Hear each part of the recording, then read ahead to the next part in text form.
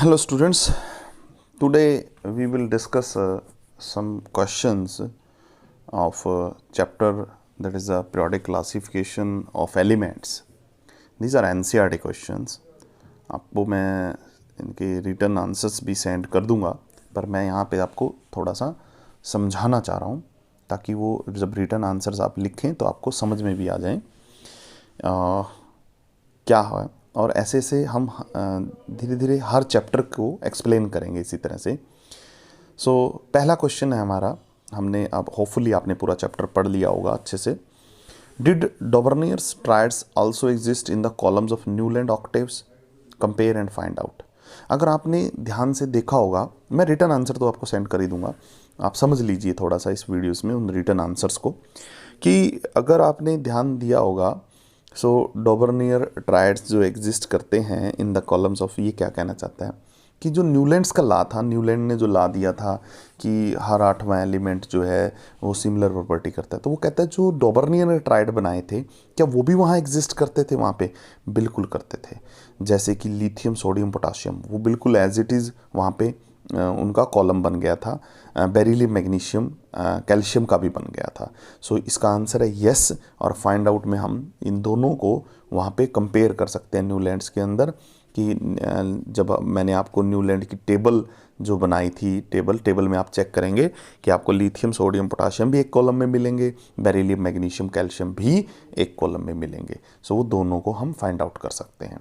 Okay, next question है हमारा, that is what are the limitations of Dobereiner's classification. Dobereiner classification की limitations क्या थी, ये मैंने आपको नोट्स में बिल्कुल क्लियर, ये बिल्कुल एज इट इज़ क्वेश्चन वहाँ से उठा लिया है, तो आप वहाँ से भी लिख सकते हैं, मैं भेज भी दूंगा, वहाँ से भी लिख सकते हैं। लिमिटेशन हमने बता दी थी कि डॉबर्नियर की लिमिटेशन ये थी कि वो उस टाइम पे जितने भी नॉन एलिमेंट्स थे सबके ट्रायड्स नहीं बना पाया था, वो सिर्फ 2 या 3 ट्रायड ही बना पाया, ज़्यादा ट्रायड नहीं बना पाया।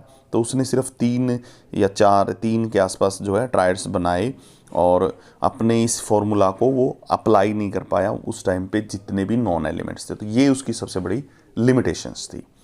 Then we have next question is what are the limitations of Newlands law of octave. As it is वहाँ पे लिखा हुआ है मैंने। न्यूलैंड्स लॉ ऑफ ऑक्टेव का क्या था कि जो उसने रूल्स लगाया वो उसको पूरी तरह से अपने टेबल में फॉलो नहीं कर पाया। उसने कुछ एलिमेंट्स को एक ही जगह पे रख दिया, वो एक्सप्लेन ही नहीं कर पाया।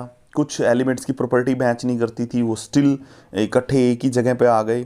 तो ये जो थी न्यूलैंड्स लॉ ऑफ ऑक्टेव की क्या थी, लिमिटेशंस थी कि वो अपने ही जो उसने लॉ बनाया था, increasing atomic mass and properties match करती हैं, वो इसको फॉलो नहीं कर पाया। ये सबसे बड़ी उसकी लिमिटेशंस थी, और इसको प्रॉपरली मैंने लिमिटेशन की हेडिंग डालकर आपको जो है नोट्स के अंदर लिख कर दिया है कि किस तरह से लिमिटेशंस बनती हैं वो। Is it clear? तो आप उसको वहाँ से बिल्कुल एज इट इज़ उठा सकते हैं। ओके फाइन, क्योंकि लिमिटेशन तो न्यूलैंड के टाइम पे तो 56 एलिमेंट्स जो थे वो नॉन थे, लेकिन वो एक्सप्लेन ही नहीं कर पाया इनको कि वो कैल्शियम के बाद उसकी जो थ्योरी थी वो पूरी तरह से फेल हो गई थी। ठीक है, और न्यूलैंड्स ने जो है कुछ 2 एलिमेंट्स को सेम स्लॉट दे दिया। ऐसे कैसे हो सकता है? जब इंक्रीजिंग एटॉमिक मासेस है तो हर किसी को अलग अलग स्लॉट मिलना चाहिए, अलग अलग जगह मिलनी चाहिए। So these are the 2 very important limitations of Newlands law of octave. तो ओके,